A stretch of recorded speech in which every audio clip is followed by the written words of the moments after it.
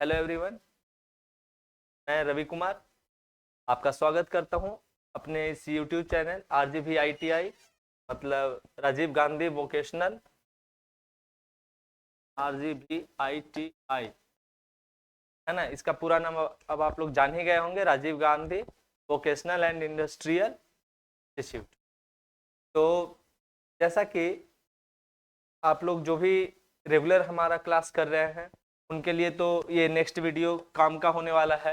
और जो regular class नहीं कर रहे हैं, जो आज के क्लास में नए नए जुड़े हैं, हम उनसे रिक्वेस्ट करते हैं कि अभी के क्लास को समझने के लिए आप पीछे के क्लास को जरूर एक बार जाकर देखें।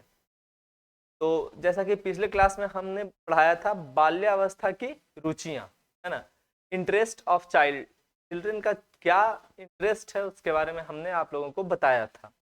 आज के इस क्लास में हम लोग कुछ अलग टॉपिक्स पढ़ेंगे, जिसमें आज के टॉपिक का नाम है बालकों का व्यक्तित्व विकास, है ना। आज का है जो टॉपिक वो है बालकों का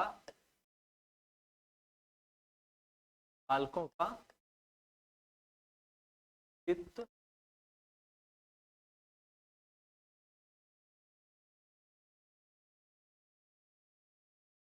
देखिए, जो आदमी का जो नॉर्मल जीवन होता है उसमें शिक्षा जरूरी है ना, समाज में आचार व्यवहार हर चीज जरूरी है। और इन सभी माध्यमों से तय क्या होता है, आपका समाज में व्यवहार कैसा है, अपने बड़ों के प्रति आपका व्यवहार कैसा है, आपके गुण कैसे हैं, जो भी छोटी छोटी चीजें हैं इन सभी से मिलकर आदमी का डेवलप होता है उसका पर्सनैलिटी। ठीक है, तो इसको हम लोग इंग्लिश में बोल सकते हैं, जो व्यक्तित्व है इसको पर्सनालिटी बोलते हैं, है ना।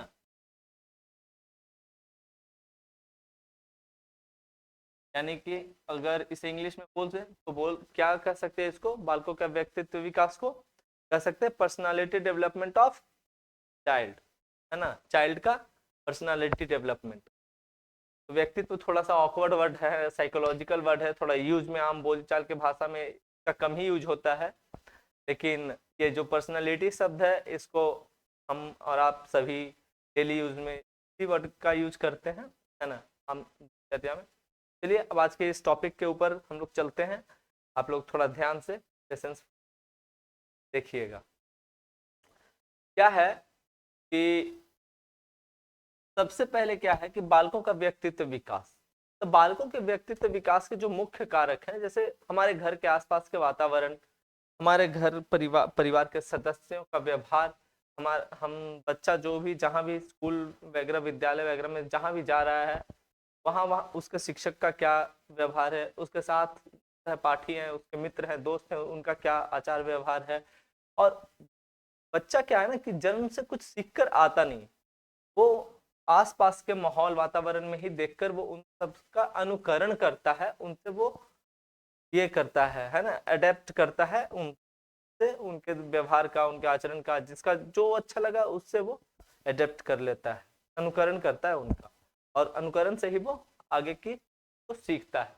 और ये सभी, इसलिए ये सभी कारक काफी महत्वपूर्ण हो जाते हैं उसके व्यक्तित्व के विकास के लिए। तो एक एक करके हम लोग थोड़ा सा इसको देखते हैं। तो पहला क्या है कि स्टार्टिंग में बच्चा सबसे पहले परिवार से निकलकर कहाँ जाता है, तो नर्सरी स्कूल में जाता है ना। नर्सरी अभी जो हम लोग जो कोर्स भी करने जा रहे हैं वो किसका, एनटीटी मतलब नर्सरी टीचर ट्रेनिंग का कोर्स हम लोग करने जा रहे हैं। अभी क्या है, तो ये नर्सरी से ये स्टार्ट करते हैं। तो सबसे पहला क्या है, नर्सरी स्कूल और बाल विकास। पहला है इंपॉर्टेंट पॉइंट वो है नर्सरी स्कूल और बाल विकास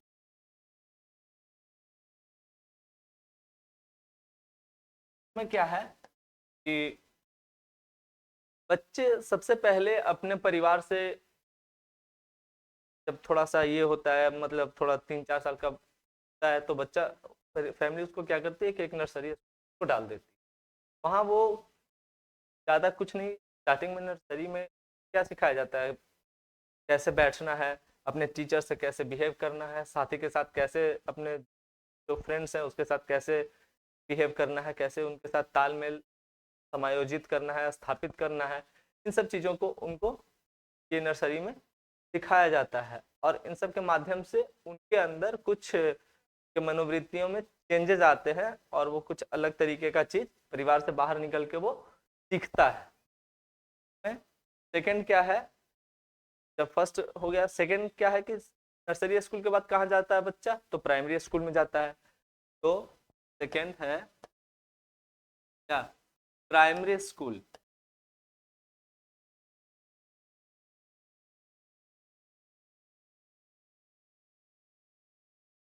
ठीक है, बच्चा खास करके क्या है ना कि आप लोगों को चाहिए कि आपके आसपास के जो भी बच्चे हैं, छोटे छोटे बच्चे हैं, या ऐसा है कि आप लोगों में से बहुत से ऐसे लोग होंगे जो अभी किसी न किसी स्कूल में पढ़ा रहे होंगे, वहां आप लोग क्या करिए, छोटे छोटे बच्चों के ऊपर ना थोड़ा सा वो गौर करिए कि बच्चे किस तरीके से रिएक्ट करते हैं, बच्चों का व्यवहार कैसा होता है, तो ये सब चीजें काफी आसान हो जाएगा। ठीक है, तो प्राइमरी जो स्कूल होता है, तो प्राइमरी स्कूल के अनुभव और विकास, या इसको हिंदी में लिख देते हैं,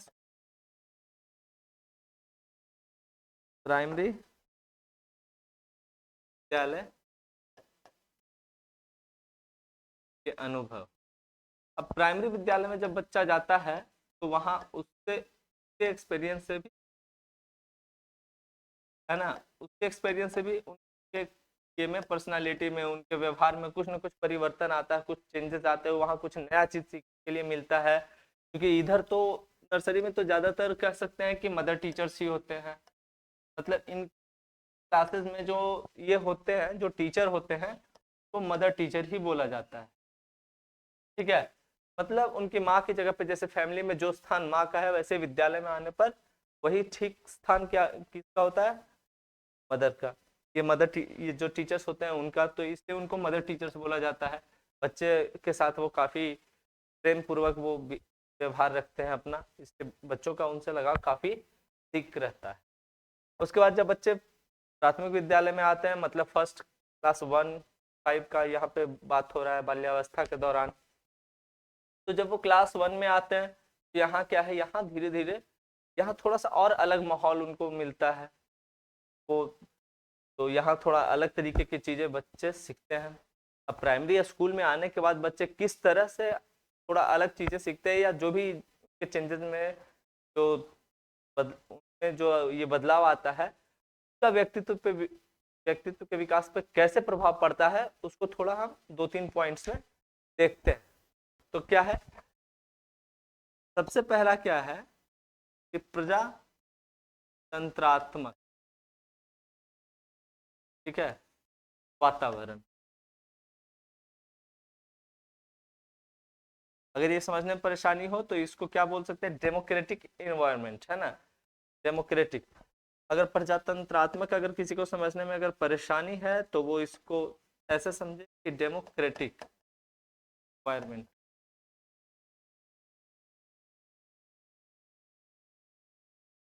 तो इसमें क्या है कि इसमें क्लास का माहौल कुछ इस तरीके से प्रिपेयर किया जाता है, कुछ इस तरीके से क्लास का माहौल बनाया जाता है, जिसमें क्या है कि क्लास में अगर कुछ भी करना है, कोई भी गतिविधि करनी है, कोई भी क्रिया करना है, तो उसमें क्या है ना कि बच्चा और शिक्षक दोनों ही मिलकर आपस में वो डिसाइड करके दोनों मिलकर उसमें तय करते हैं कि आज क्या करना चाहिए, क्या नहीं करना चाहिए। अभी के क्लास में कोई भी चीज सिखाना है तो कैसे सिखाना है, कैसे, या पढ़ाना है तो क्या पढ़ना है, इस तरीके से दोनों मिलकर इसमें डिसाइड करते हैं। और ये सबसे सक्सेसफुल मेथड है प्राइमरी क्लास के बच्चों को कोई भी चीज सिखाने के लिए, इससे बेहतर और कोई विधि हो नहीं सकती।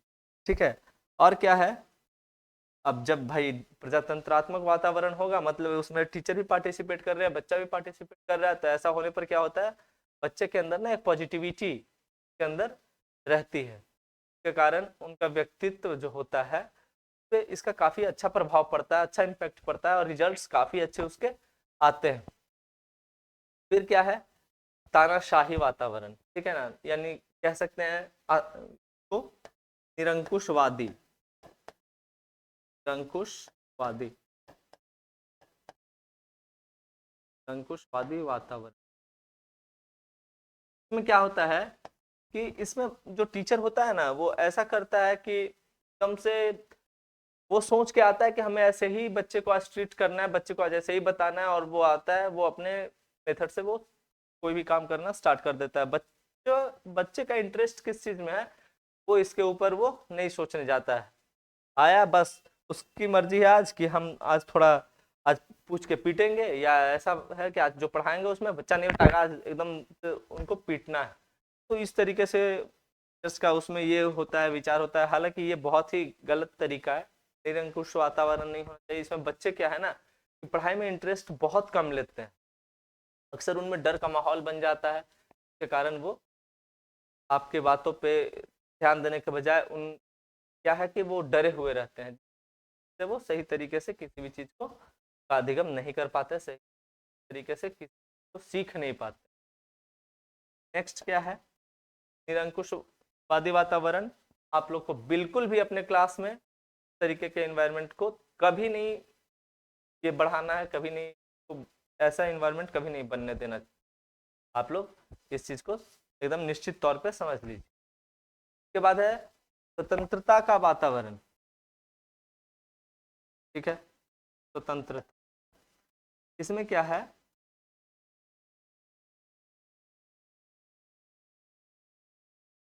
स्वतंत्रता का वातावरण है। इसमें क्या होता है ना कि इंडिपेंडेंट एनवायरनमेंट इसको बोलते हैं। तो इसमें क्या है कि बच्चे को ना स्वतंत्र छोड़ दिया जाए कि भाई जैसे तुम चाहोगे वैसे ही क्लास चलेगा, और जैसे क्लास को जैसे तुम बढ़ाना चाहो चलाना चाहो वैसे क्लास चलेगा। इसमें क्या होता है कि बच्चों में उतनी समझदारी होती नहीं है कि वास्तव में क्लास को कैसे चलाना चाहिए, कैसे क्लास आगे चलना चाहिए। तो बच्चे क्या करते हैं कि वो बड़ा ही अजीब तरीके से क्लास का माहौल बड़ा गड़बड़ हो जाता है, सही नहीं रहता है। तो ये भी जो प्रोसेस है ये भी बिल्कुल गलत है। स्वतंत्रता कभी भी बच्चों को पूर्ण स्वतंत्रता नहीं दे, करना बच्चे के मन से ही है, लेकिन कैसे आपको इस तरीके का माहौल क्रिएट करना है कि जैसा आप पढ़ाना चाह रहे हैं बच्चे ना उसी तरीके की डिमांड रखें, और तब उनके सहयोग से ही वो प्रजातंत्रात्मक वातावरण की मौजूदगी में आप उनको का शिक्षण कार्य करें। ये स्वतंत्रता का वातावरण इसमें ठीक नहीं होता, बच्चा बिल्कुल बेलगाम हो जाता है, निरंकुश हो जाता है, तो इससे कुछ खास ये बेनिफिट नहीं होता है। ठीक है, अब क्या है, हमने दो बिंदुओं को देख लिया। नेक्स्ट क्या है, तो प्राइमरी देख लिया हम लोगों ने, नर्सरी देख लिया। उसके बाद क्या है, अध्यापक विद्यार्थी का संबंध। तीसरा जो पॉइंट है, अध्यापक और विद्यार्थी, अध्यापक विद्यार्थी का संबंध। इसमें क्या होता कि आपका रिलेशन स्टूडेंट्स के साथ कैसा है ना, विद्यार्थी के साथ आपका संबंध कैसा है, तो उसी के आधार पे बच्चे आपके साथ तरीके से ये करते हैं, रिएक्ट करते हैं। आपके साथ व्यवहार उनका कैसा रहेगा, उसी के अनुसार बच्चे स्वतंत्र मतलब एकदम अपना विचार आपके सामने व्यक्त कर पाएंगे और सीखने के लिए रेगुलर ये रहेंगे। अगर आपका व्यवहार अपने बच्चों जो भी क्लास में जो बच्चा है अगर उसके साथ अगर थोड़ा रूड रहा, आप उसके साथ कठोरता से पेश आएंगे, बच्चा डरा सहमा सा रहेगा, क्योंकि प्राइमरी स्कूल का बच्चा है, बाल्यावस्था में, तो थोड़ा डरा सहमा रहेगा और आपसे वो अपनी शंकाओं को व्यक्त नहीं कर पाएगा। ये बहुत ज़्यादा इम्पोर्टेंट रखता है कि अध्यापक और विद्यार्थी का संबंध कैसा है। अगर अच्छा रहेगा तो उसके व्यक्तित्व के विकास में ये भी बहुत बड़ी भूमिका निभाता है। नेक्स्ट क्या है, ये विद्यालय और शैक्षिक उपलब्धि। ठीक है, ये भी बहुत ही इम्पोर्टेंट चीज है, विद्यालय और शैक्षिक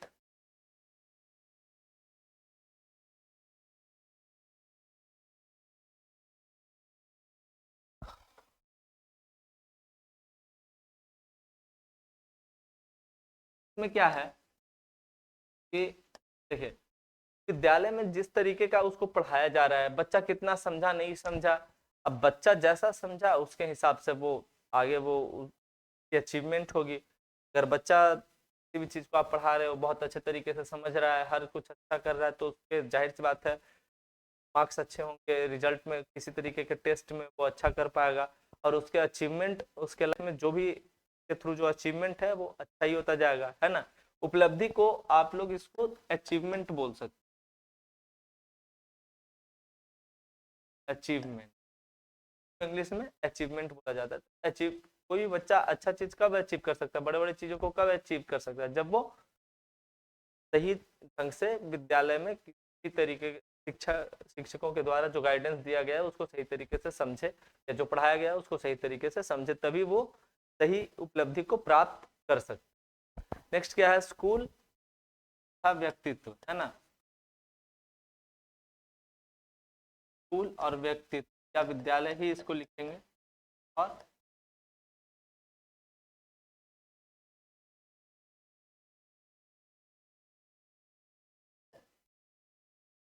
व्यक्तित्व। स्कूल और व्यक्तित्व में क्या है कि स्कूल का वातावरण, आपका विद्यालय का वातावरण कैसा है, ये बच्चे के व्यवहार पे, बच्चे के मतलब साइकोलॉजी पे, मनोविज्ञान पे बहुत ही बड़ा असर डालता है। अगर विद्यालय का माहौल अगर सही है, छोटे बच्चे जाते ही वहाँ मतलब कंफर्ट फील करेंगे, अपने आप को सुरक्षित महसूस करते हैं, तो किसी भी चीज़ का अधिगम में या पठन पाठन के दौरान, शिक्षण कार्यों के दौरान ध्यान से अपना कार्य करते हैं और अपने पर्सनालिटी को डेवलप करते हैं। मतलब कोई भी चीज़, अगर नई चीज़ें अगर आप अपने दैनिक ये रूटीन में अगर आप जोड़ते जाते हैं, उसी से तो आपका ये पर्सनालिटी बनता जाता है ना। तो अगर विद्यालय का वातावरण अगर सही रहेगा तो वो भी बालकों के व्यक्तित्व विकास में सहायक सिद्ध होता है। उसके बाद स्कूल और चरित्र, स्कूल और चरित्र, स्कूल और चरित्र। अब क्या है कि आपका आपका कैरेक्टर क्या है, ये स्कूल के अंदर या स्कूल में अन्य बालकों के साथ, जिसके साथ भी आप रह रहे हैं, तो उनका कैरेक्टर क्या है, उनका व्यवहार क्या है, उनका क्या, किस तरीके से वो किसी से बातचीत करते हैं, ये सब भी निर्धारित करता है आपके, ये क्या बोलते हैं उसको, व्यक्तित्व के विकास में ये सब भी कुछ ना कुछ अपना रोल ये करता है। नेक्स्ट है जो पॉइंट, इंपॉर्टेंट पॉइंट है, कुल और आत्म प्रत्यय, ठीक है ना। कुल और आत्म प्रत्यय, कुल और आत्म प्रत्यय, आत्म प्रत्यय क्या है, देखिए अभी क्या देख रहे हैं कि बालकों का व्यक्तित्व का विकास देख रहे हैं, लेकिन किससे जोड़ के, स्कूल से जोड़ के, है ना। तो स्कूल में बच्चा का क्या है कि सेल्फ कॉन्सेप्ट, उसका खुद का कॉन्सेप्ट, इसको बोल सकते हैं इंग्लिश में सेल्फ कॉन्सेप्ट, है ना। उसका खुद का कॉन्सेप्ट कैसा है, ये उसके व्यक्तित्व के लिए बहुत ही ज्यादा आवश्यक है। कोई भी अगर प्रोजेक्ट या किसी तरीके का काम करने के लिए उनको दिया जाता है या के लिए दिया जाता है, तो उसका खुद का सोच किस तरीके से, वो खुद का अपने आप को किस तरीके से रिप्रेजेंट करता है, और उसके हिसाब से वहाँ टीचर उनको शाबाशी देते हैं या उनको मोटिवेट करते हैं। तो इन सब चीजों के थ्रू क्या है, बच्चा क्या है ना कि, और वो सब चीजों से प्रेरणा लेके अपने आप को और बेहतर करने का कोशिश करता है, जिसके कारण क्या है, तो उनके व्यक्तित्व चेंजेस आते हैं और उनकी पर्सनालिटी दिन पे दिन थोड़ी और सही होती चली जाती है। जैसे देखिए यहाँ पे चरित्र है, तो इसको क्या बोलते हैं, कैरेक्टर बोलते हैं। थोड़ा सा ये सब वर्ड्स हैं जो हो सकता है कि हिंदी में समझने में थोड़ी अभी कठिनाई हो, लेकिन आप लोगों को इसकी आदत डाल लेनी चाहिए, क्योंकि ये साइकोलॉजिकल वर्ड्स हैं और इनको आपको याद रखना ही पड़ेगा। थोड़ा सा टिपिकल है लेकिन कठिन नहीं है, ज्यादा कठिन नहीं है। लास्ट जो पॉइंट है, स्कूल और सामाजिक विकास, ठीक है ना। क्या है, या विद्यालय और सामाजिक विकास, विद्यालय और सामाजिक, इसमें क्या है कि इसमें बच्चा क्या है कि विद्यालय और अपने आसपास के समाज के माध्यम से, ठीक है ना। विद्यालय बच्चा, हर कोई भी बाल्यावस्था में बच्चा क्या है, विद्यालय तो जाता ही है, और विद्यालय से जो कुछ सीख के आता है अपने समाज में, अपने आसपास के माहौल में, वातावरण में उसको इम्प्लीमेंट करने का कोशिश करता है। उसके माध्यम से वो समाज में जो सीखता है वो अपने व्यवहार में उसको ये करता है और वो समाज में इसको प्रदर्शित करने का प्रयास करता है। अगर उसके व्यवहार अच्छे रहे, उसके आचार बोलचाल, किसी से बात करने का तरीका, ये सब अगर सही रहता है तो समाज में भी उसको क्या है, काफी हद तक प्रतिष्ठा मिलती है। या समाज में भी कुछ ऐसे व्यक्ति जिनको वो आइडेंटिफाई करता है, जैसे पिछले क्लास में बताए थे, है ना, तो आइडेंटिफिकेशन करता है कि जिनको मानता है कि नहीं ये व्यक्ति काफी अच्छे हैं, सही ढंग से ये हमसे बिहेव करते हैं, तो बच्चे क्या है ना कि समाज से भी बहुत कुछ सीखता है और सीख के उसको अपने आचरण में उसको शामिल करता है, उसका अनुकरण करता है और इससे भी उनके व्यक्तित्व पे उनका प्रभाव पड़ता है। उम्मीद करते हैं कि आप सभी बिंदुओं के माध्यम से, इन सभी पॉइंट्स के माध्यम से आप आज ये बात समझ पाए होंगे कि बालकों के व्यक्तित्व विकास में किन किन चीजों का प्रभाव रहता है। तो अगर आपको ये वीडियो अच्छा लगा हो तो लाइक और सब्सक्राइब करना ना भूलें। Thank you.